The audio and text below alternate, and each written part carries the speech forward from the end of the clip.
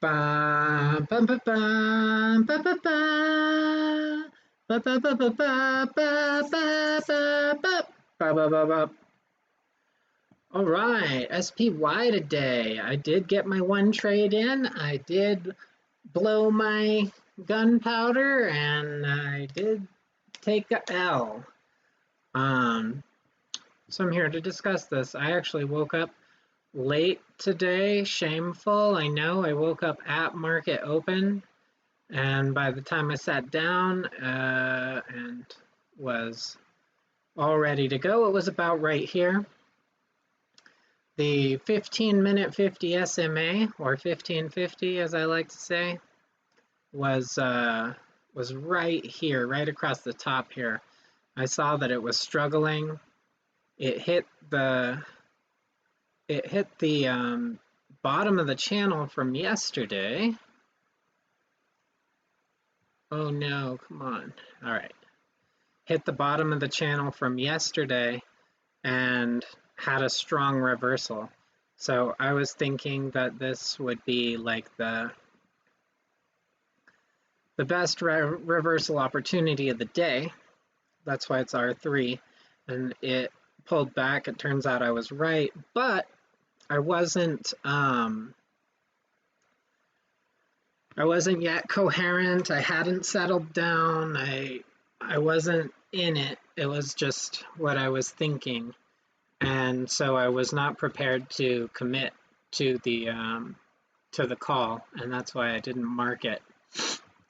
But it did come down. I saw this stopping volume, this low volume, or this average volume doji, followed by this doji, and I says to myself, self, this goes up from here.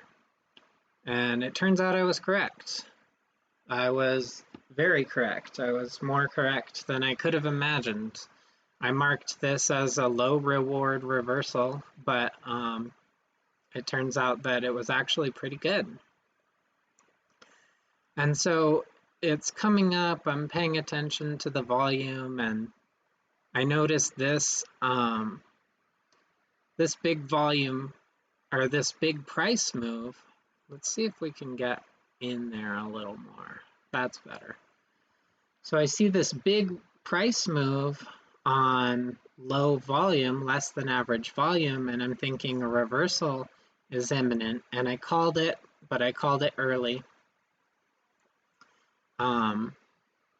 And it continued up, put in this low volume doji, and I said, okay, from here it reverses, and I grabbed a put.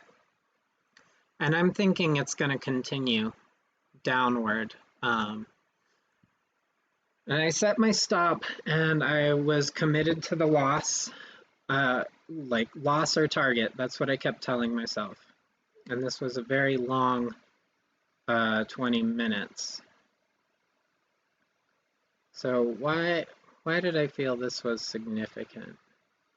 So this was a medium volume sell-off, and I think that's why this shooting star didn't concern me very much. And this should have been a tip-off for me here. In retrospect, this should have been a tip-off because this was a high volume. It was high volume, but it didn't move the price very much. It just kind of stayed in this range. And so that should have tipped me off. But then this push was low volume, and it was into the 1550. So I remained unafraid. And then, of course, SPY continues to push. I get stopped out, and it was a good stop. So, excuse me. When it broke out here, I did some quick math. This was an ascending triangle, but I think maybe it was too sharp. Let me finish my thought. So this was an ascending triangle, and from the support line to the resistance was about $1.50. So I'm thinking it's gonna go another $1.50 to 384.90. But I knew that 384.90 was a big ask. I wasn't committed to that target because right above we've got the red to green line, and that proved to be solid resistance. And then we've got this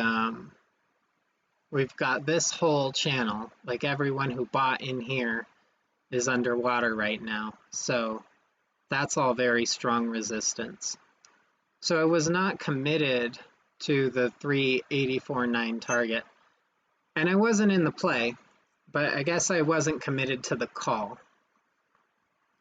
And so here I marked it as breakout 1 because usually when a stock breaks out is not the best time to get into it.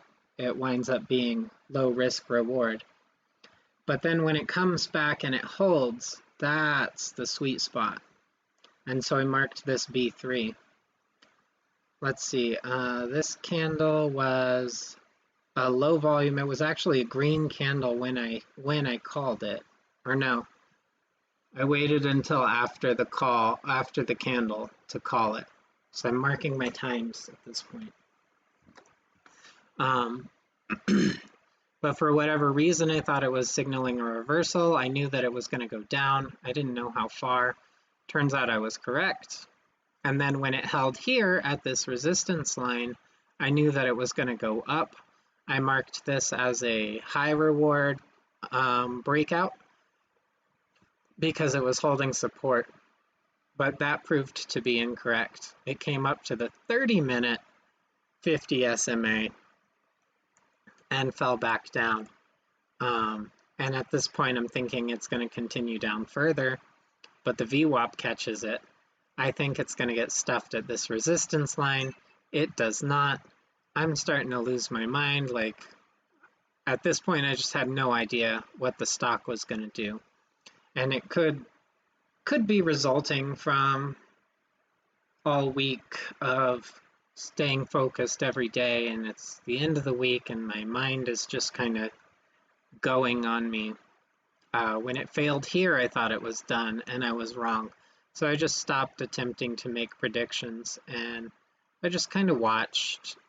It looks like it did get up to the red-green line and failed. So that's pretty interesting. I think it has a lot further to fall, honestly. This low here was actually the original breakout level. So that's an interesting thing to note. But it does appear to be downtrending over the last 1, 2, 3 days. So most of the volume has happened down at 380.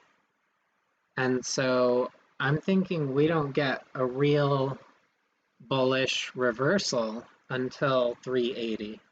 But I mean, you can play these trends all day, and I just apparently I'm on the wrong side of the trend, so that's okay.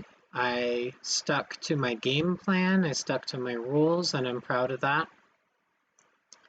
And it looks like I need to tighten up my profit targets. I just need to be maybe a little more conservative on these plays, perhaps, like these R2s, because it had reversed. It was trending up, although the trend wasn't established until it recovered this spot right here. So worth noting. So maybe I can be a little more aggressive with these high reward plays, and then if I call it a low reward play, then I can be more conservative with my targets.